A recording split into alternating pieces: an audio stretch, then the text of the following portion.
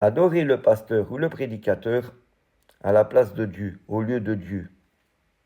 Adorer le pasteur ou le prédicateur à la place de Dieu est une pratique qui remonte à l'idolâtrie, comme le montre l'histoire de Moloch dans Actes chapitre 7 verset 43.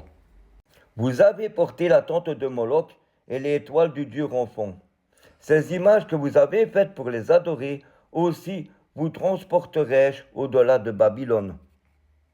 Yeshua a clairement dit dans Luc chapitre 4 verset 8. Yeshua lui répondit, il est écrit, tu adoreras le Seigneur ton Dieu et tu le serviras lui seul.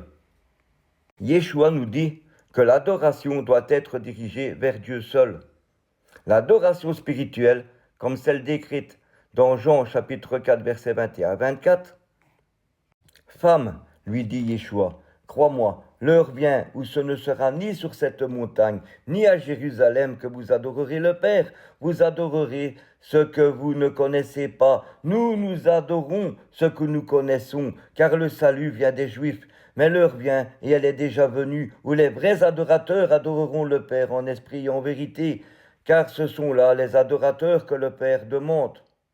Dieu est esprit, et il faut que ceux qui l'adorent en esprit et en vérité.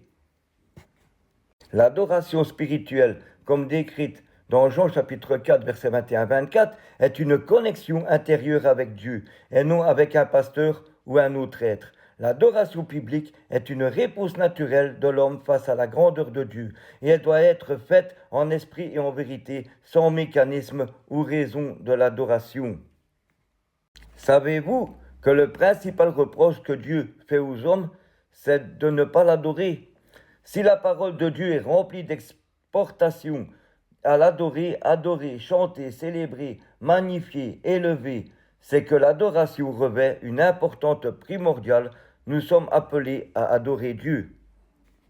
Les adorateurs adoreront le Seigneur tous les jours de la semaine par la lecture de la parole, la prière, le chant. Romains chapitre 1 verset 25. Oui, ils ont délibérément échangé la vérité concernant Dieu contre le mensonge. Ils ont adoré la créature et lui ont rendu un culte au lieu du Créateur, lui qui est béni éternellement. Conclusion. Tu aimeras le Seigneur ton Dieu de tout ton cœur, de toute ton âme et de toute ta pensée. Et lui seul tu serviras. Amen. Soyez bénis.